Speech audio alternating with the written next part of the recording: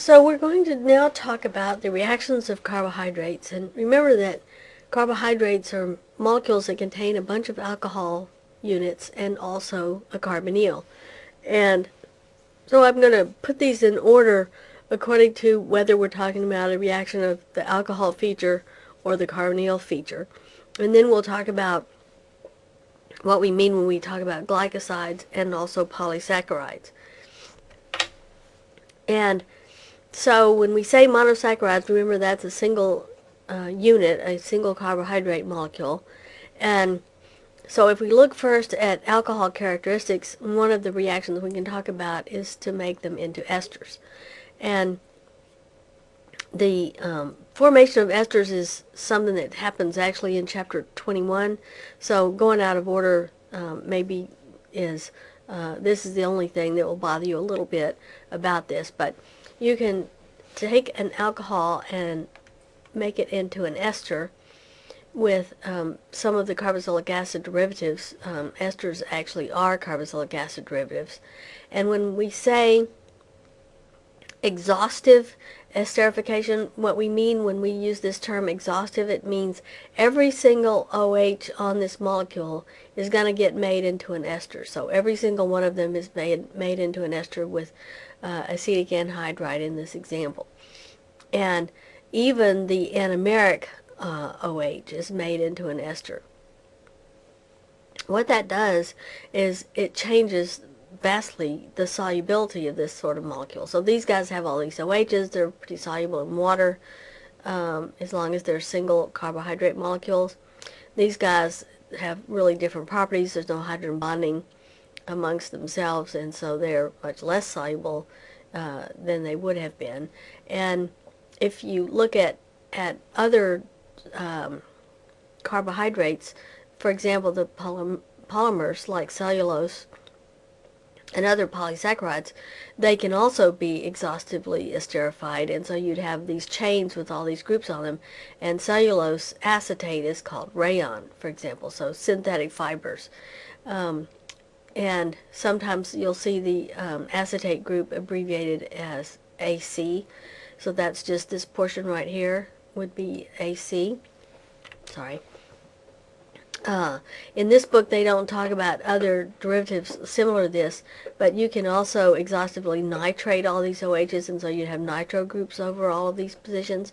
And in the case of nitrated cellulose, that's called nitrocellulose, which is called cellophane, and that was the first plastic wrap that people discovered. It doesn't, it actually degrades in air over time, and so they kind of got away from using cellophane for preserving foods, for example, because it was not stable over the long haul in air itself.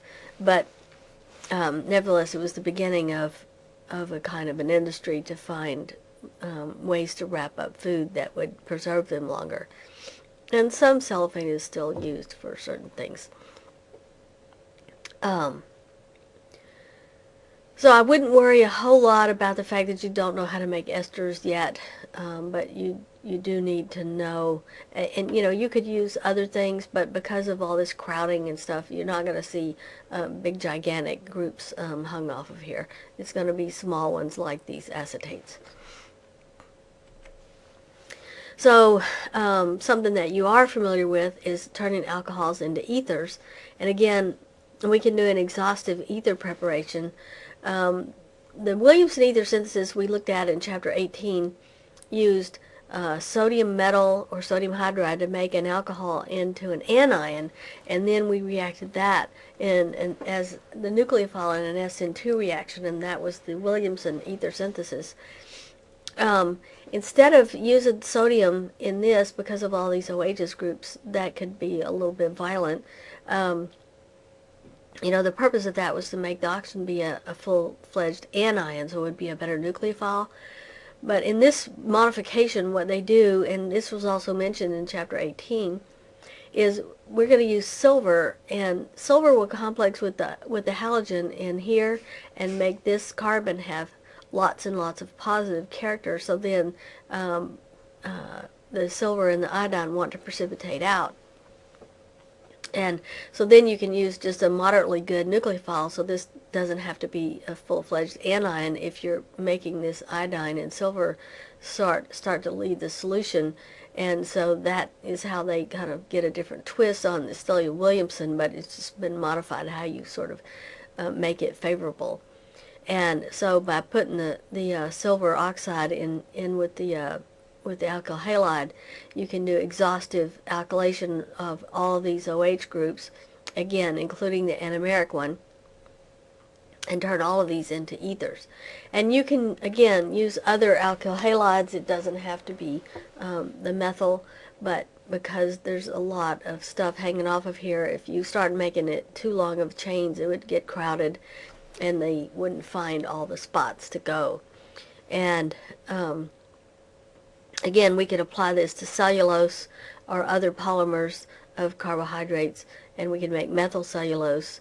And methyl cellulose is used as a thickener, and it's also in the constipation relief products because it provides a fiber. Okay, so let's switch now and talk about the carbonyls of these carbohydrates. So one of the things you can do is you can reduce the carbonyl. Now we talked about using sodium borohydride to reduce aldehydes and ketones to alcohols. And so the fact that all these OHs are in here doesn't bother us a whole lot, other than we may need excess of this reducing agent if these things start acting a little too acidic. But anyway, you can still get this to work. Now this guy is a primary carbon. You're going to make a primary alcohol. You're not creating a new stereocenter. But if you're using a ketose, this is a secondary carbon, and this nucleophile can approach from either the top or the bottom, in which case you're going to create a new stereocenter, which I've indicated with this asterisk right here. In other words, we could make either the R or the S isomer at this position. So I didn't draw it as the Fischer projection here. I've just got this asterisk here because we're going to get a mixture of two diastereomers at that position. And it won't affect all these other guys, but what it means is that you'll get a mixture here, and if you start with glucose, which is what I've got drawn, sorry, if you start with glucose, which is drawn over here, then you can make sorbitol, which is a sugar alcohol. And so if you read your food labels and you see sugar alcohol, this would be one of the common ones that's used. It's still got somewhat of a sweet taste, and it's used as a sweetener and a sugar substitute. For a diabetic person, it's the diabetic person's body still recognizes that as a sugar molecule, so it still affects their blood sugar levels. But if you're not a diabetic, your body doesn't use it, and it doesn't generate the same number of calories as glucose would, and so that's why they list it separately, because it doesn't count, and the carbohydrates count the same way.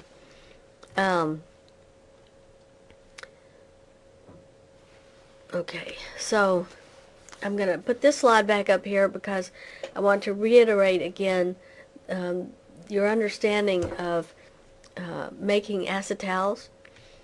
So when we made a hemiacetal, remember we could cyclize our carbohydrates and we could get to the hemiacetal form. And in the aldehydes and ketones chapter, we just kept the same alcohol and we just kept going, and so we lost the water molecule, and we could get two new alcohol groups on either end of the carbonyl, and that was a full acetal. Well, if you do that with a carbohydrate, if you go from the hemiacetal and you put a different alcohol group in there, then you get to what's called a glycoside. And so the full acetal in carbohydrate chemistry is called a glycoside.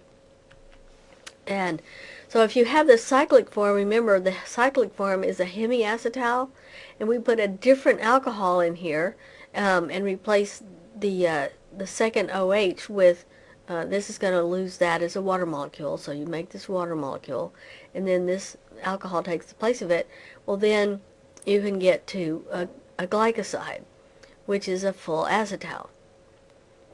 Again, this could either be axial or equatorial, and so this is the beta version and the alpha version, and so there's a mixture because you've got kind of an equal chance of getting either one. although in this case it says that the alpha one is favored, probably because of this guy coming off and the OH coming, the new oxygen nucleophile coming in from underneath.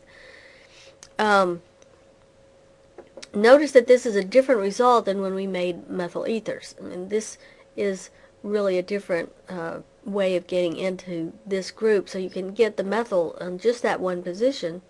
That's different, okay? This is also the basis for making polysaccharides, or polymers of carbohydrates. So you can react all kinds of nucleophiles through that anomeric position, and you're creating a glycoside, which remember is just a full acetal. And if you use other carbohydrates, then you make polyglycosides or polymers of these guys. If you used a lipid, then you can make glycolipids, or if you use a protein, nitrogen, you can make glycoproteins. And if it's a phosphate group, you make a glycosyl phosphate, and those are often the intermediates. So here's a picture of the formation of a glycoprotein. So here's your hemiacetal of your glucopyranose ring, and through the intervention of ATP to provide the glycophosphate, all right, and then that guy will get replaced ultimately with a protein. And so here comes the protein in here in place of the phosphate, and there's a couple steps in there. Or if you look at this guy right here, this one is also derived from a sugar molecule. That one, remember, is a fructose type molecule, and it's got a nitrogen in place of it. So this one would have been a carbonyl carbon in fructose, and so with the nitrogen in one place and the furanose ring, okay, that's another type of full acetal, except that now it's got a nitrogen instead of another oxygen. So the formation of the acetal, the full acetal in carbohydrate chemistry, leads to a lot of other molecules that are important biologically.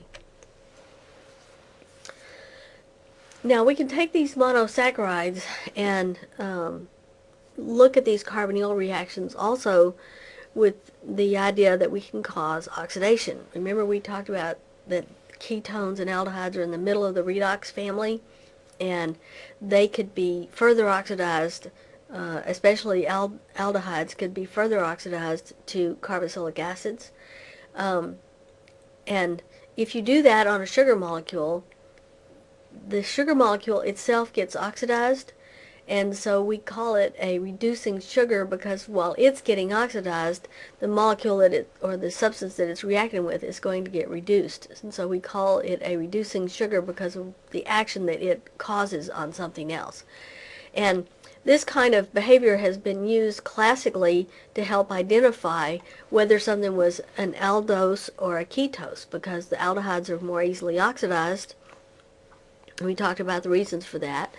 Then there were several visual tests. So tolerance oxidation reduced silver ions to silver, elemental silver, which made a silver mirror, and I've got a picture of that in a minute.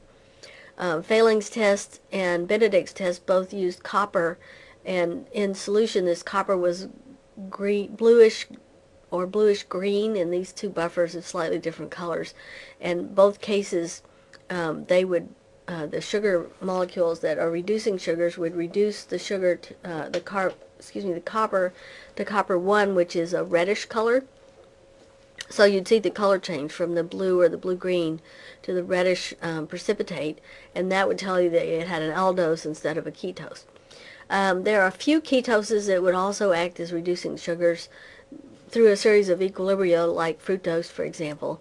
But the full glycoside versions of the sugar molecules would not react. And so there are several different things that you could tell whether or not something about the structure by using these visual tests. They were good as tests, but they weren't good for producing products. And the product of the reduction of the aldose the aldehyde to a carboxylic acid. The resulting product is called an aldonic acid. And if you wanted to make that and isolate it for whatever purpose, then you needed a different route. And so I'm going to show you one picture of the Tollens oxidation, just because as a visual, it was a way that you could use to tell the difference between aldehydes and ketones, and not limited to sugar molecules. It's just that it was discovered because people were trying to tell the difference between aldoses and ketoses. And it would give you a positive silver mirror test for the easily oxidized aldehyde in the presence of other groups that could be oxidized fairly easily, like alcohols. So here's what that looks like. You take your aldehyde, you put in an aqueous ammonia solution of silver oxide, and this in solution makes a complex with the silver and the ammonium ions is the ligand, and it goes back into solution when you get to the right pH. And so that silver ion is available to get reduced to silver mirror, and the aldehyde gets oxidized to the carboxylic acid. And so the test tube where there's no reaction, you can see it's clear, but when it forms a silver mirror, you get this silver mirror that shows up on the inside of the test tube. And like I said, it doesn't have to be a sugar molecule. So, here's benzaldehyde. You do the Tollens reaction, you get benzoic acid, and the silver precipitates onto the walls of the test tube. So, you can't use that really for preparative methods in the carbohydrates. So if you needed to make the aldonic acid and you wanted to isolate it, you needed some other ways to do that. And so one way they use is bromine. Now, I know you're not used to seeing bromine as an oxidizing agent, but it turns out that halogen molecules can be used as oxidizing agents because they would like to go to -1. And so going from 0 to -1 would be reduction, and thereby causing the oxidation of something else. And the something else in this case is the aldehyde group. But it doesn't bother all of these OHs. So it's a fairly mild oxidizing condition. Again, controlling the pH helps a little bit. And so you could make an aldonic acid. So the only thing that gets oxidized is the aldehyde. And you would not affect a ketone or ketose in this case. And they started out with the cyclic form, but remember it's in equilibrium with the open chain form, and so that free aldehyde is the one that actually reacts. So it turns out that if you use a little bit stronger oxidizing agent like nitric acid, and you monitor this reaction so that you can stop it at the right time, you can oxidize both ends.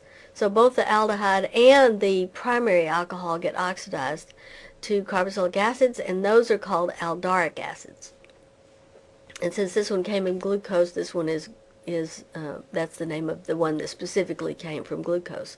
But aldaric is kind of the generic name for oxidizing both ends to carboxylic acids. And if you didn't watch it, then some other oxidations would start occurring along this chain. And there are other things that can be done. There are enzymes that specifically will work on this end and not bother the aldehyde and so forth. But just in a laboratory situation, this one is what we can do. I'm not going to ask you to learn all the details, but if you go through the sections in the book on changing the length of the carbohydrates, there's really nothing here that you can't understand based on other things that we've already studied, and a few things that we will be studying. Kiliani it was a graduate student who worked with Fisher, and they came up with a method for lengthening the chain of a carbohydrate molecule by 1 carbon. And what happens is that they make a cyanohydrin. Remember, the cyanohydrin would add 1 carbon, and then you do a partial reduction of that, and you can make a different 1 carbon longer carbohydrate. And of course, because we're not able to control whether the cyanide ion comes from the top or the bottom, and you're creating a new stereocenter, you're going to get a mixture. And another researcher, Dr. Voll, worked on taking these things down by one carbon. So it's called the Voll degradation. And it went to an oxime. And remember, the oxime was hydroxylamine would make an imine with a carbonyl, with an aldehyde or a ketone. And so that's a double bond between the carbon and the nitrogen. And you can dehydrate that to a nitrile, and then you can actually do a reverse SN2. And reverse SN2s aren't that common. But if you do that and you get the cyanide ion to come out, then that would take away one carbon, and so make your chain shorter by one carbon. And of course you're losing a stereocenter when you do that. So if you go through those sections in the book, you can understand this, I think, pretty well, because it's not really doing anything new. So I'm going to shift gears a little bit and talk about disaccharides. I would like for you to know the four structures that I'm going to be showing you.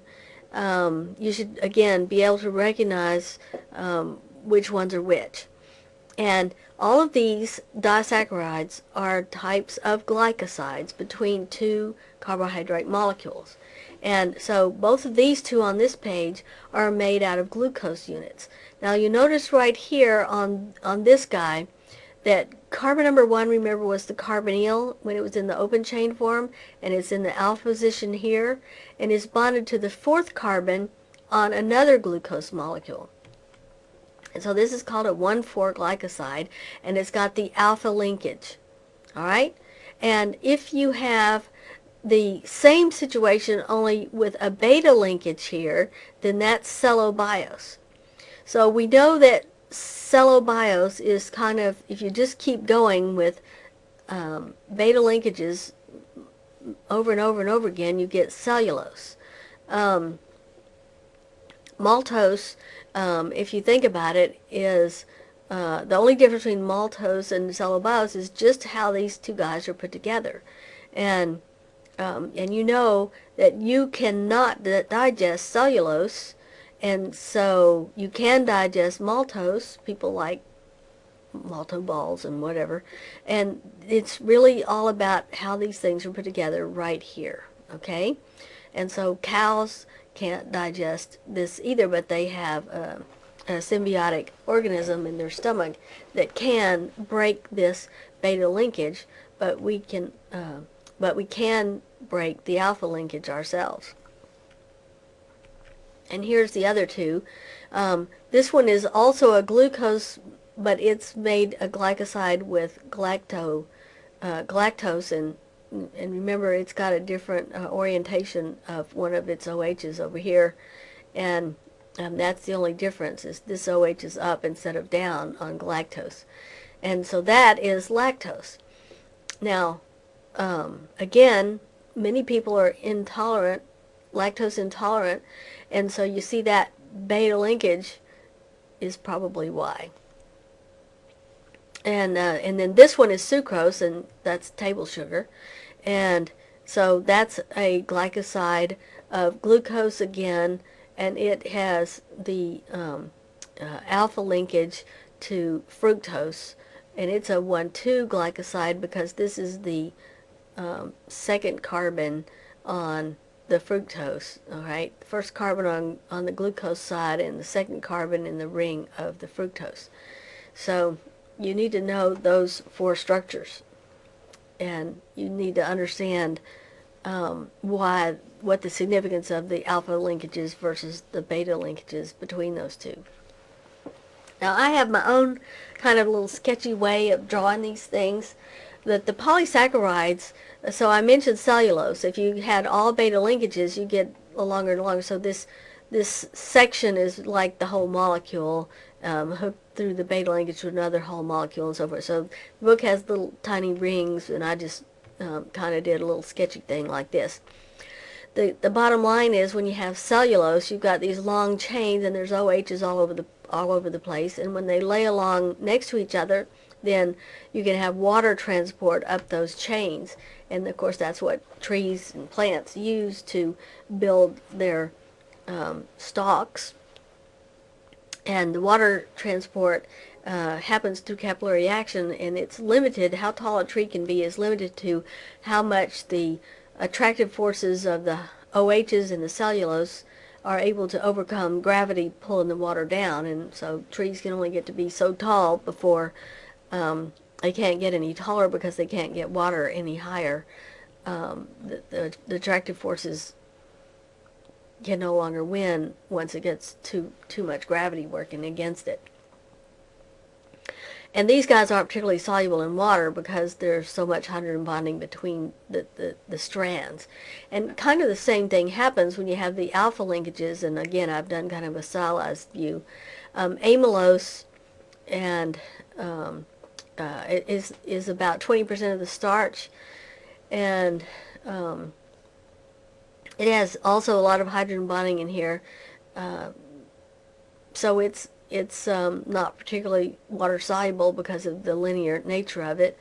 But the rest of starch is about got these branches, and so remember these were 1,4 glycosides, and so this is a stylized view of 1,6 glycoside branches off periodically, and so that makes it more blobby, and so this portion is more water soluble, and so that's amylopectin, and so it has these random side chains, and so that makes it a lot more water soluble. And so when you take starch and mix it with water, you get that sticky mess, and that's because you have these blobs and a mixture of some stuff that's kind of soluble and stuff that's not soluble. And so, like I said, this is kind of a stylized view, and the book has its own way of drawing a stylized view of what these things look like. Some other structures, I mentioned that you can have some other atoms in there when we were talking about making other kinds of glycosides, but also you can have some other situation where sometimes these OHs are replaced with other atoms, such as this guy where it's just glucosamine, and so it's got one nitrogen in place of one of the OHs, and this kind of thing is useful in blood markers. Different carbohydrates and derivatives of carbohydrates are used in blood markers. There's a little bit more information in the book about that. And sucralose, which is an artificial sweetener. This one actually is derived from something that looks like carbohydrates, but a lot of the artificial sweeteners don't even look that much like carbohydrates. And there's some controversy about sucralose, saying it's made from all natural sugar because they actually make it artificially, but it's got those chlorines in there. So, for the carbohydrates chapter, you need to be able to recognize the products and the reagents that you need for the simple carbohydrate reactions that we looked at. And you need to know the structures and the names for the disaccharides, cellulose, maltose, lactose, and sucrose, and why it's important to recognize whether they're alpha or beta linkages between those pieces. And you should be able to recognize the cellulose, amylose, amylopectin, and glycogen structures. And you should also know the names of the people that we've been talking about that were important in carbohydrate research, like Fisher and Kiliani and Voll and Tollins and Benedict and Phalanx. What did they have to do with it? And that is the end of that chapter.